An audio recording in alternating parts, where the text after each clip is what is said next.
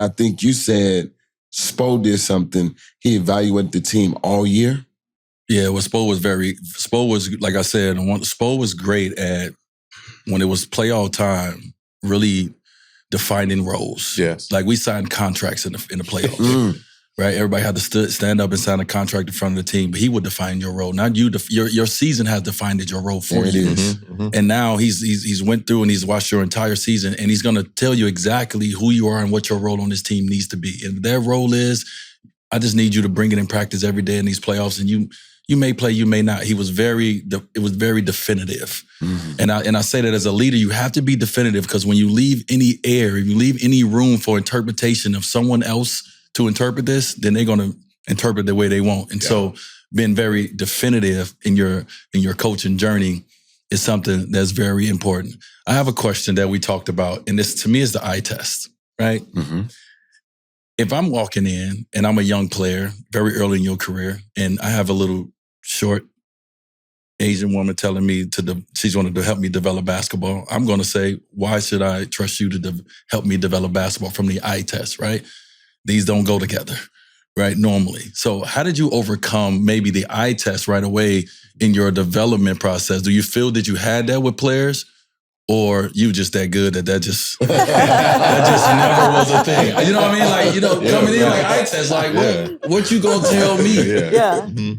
Well, I mean, Blake, I'll say this, Blake jumped off the charts right away. And I came through video, right? So it's Eric Spoelstra. I read an article about Eric Spoelstra. So I was like, oh, he wasn't a former player, because no offense, but former players, y'all are connected. There's a fraternity there where you guys know each other. So I knew that wasn't me.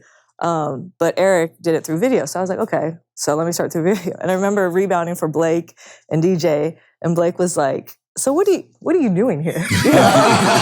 Sound like some and I love Blake. Blake, I love you. What are you doing? But, you know, after like a month though, I was like, all right, I was the only female. So I was, at the time, I was the only female in the league.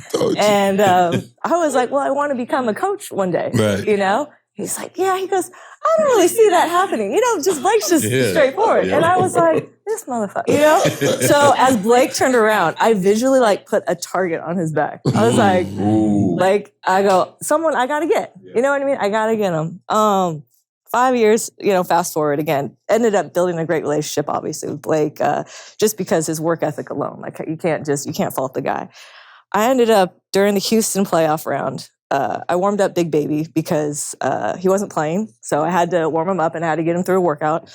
And we come back in and he just starts like breathing like hard in the locker room. He goes, God damn. He goes, Nat just put me through a hell of a workout. You know, he's like, she's going to be a great coach one day. And Blake was like, no, she's going to be a great NBA head coach one day. And I was like, God, you know, I said it got him, but I was like grateful. You know, to hear one of the best NBA players of all time say that come out of his mouth, and I was wow. And it was what? It was your work. It was your showing up every day. It was, what was it that you think? Yeah, I think so. For me, like when you talked about what do I see, how do I view myself, I don't. Like when I walk into the gym, I see 2 hoops, I see basketball. Like let's go to work. Like that's what I was raised. You know what I mean? This is all I've done since I was 6. So I can't really have the mindset of like, how do people perceive me? Like, I don't give a fuck. Yeah, there you go. You know, because I'm so... Love that.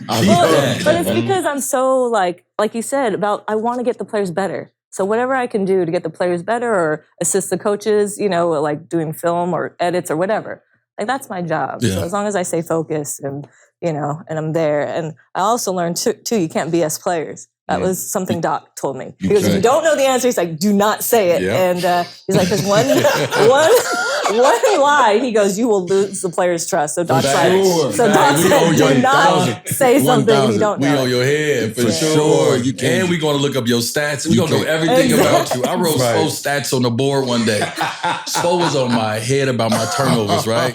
He was on my head. I was turning the ball over at probably a high rate for like a couple games. So he was on my head. So one day I decided before the game, I'm going to write your stats up. See, I want to show your assist to turnover ratio. Wasn't that great, bro? I am crying. He came out before the game like, what the? He knew I did it too. Yeah, I'm like, hey, bro, your assistant turnover ratio wasn't that great neither. That's funny.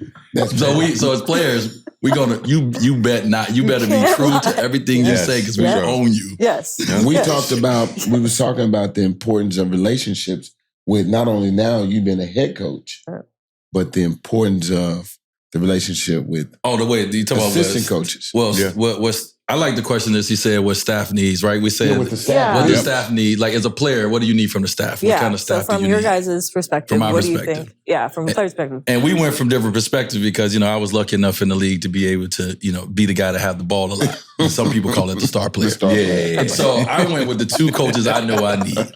So I was like, the first thing I needed is I need a leader, right? I need someone in the moments of chaos that I can look to and they're as calm or calmer than me. Enter Pat Riley into this picture because Pat Riley was the calmest leader on the sideline when everything is going chaotic and and he's like, so you need that. And the second one I need a coach that I can curse at, that I can motherfuck. Right. And he can motherfuck me back because this is really for the head coach. But I need you to be the sounding board for these, but I need you to be able to give it back to me. And so I always say David Fisdale was mine during my championship runs in Miami because I couldn't say this to Spo. Right. But I used to be pissed like, why is Earl Barron in the game? Why? Not is Big Earl Barron? Big Diggy catching strays. You dirty. Shout out to Earl Barron. You need that relationship with someone that be like, well, you make it work, star player. Yeah. You know what I mean? And we go back and forth. So that was my two. You had something. That's the star's point of view. As a role player, you always had to have that guy. Fizz was one of those guys. Calbert Chaney, when I was with the Warriors. Just to go to somebody, just know what's going on. Like, should I stay ready? Like, when I'm going to get my opportunity? And, without them telling you too much of what's really going on, you just need that person that's going to pump that confidence in you. Like, hey, man, you might get your opportunity tonight. Just stay ready. Because the head coach can't always communicate with everybody. Right. 1 through, 12 D to Wright 15. like gas, everybody.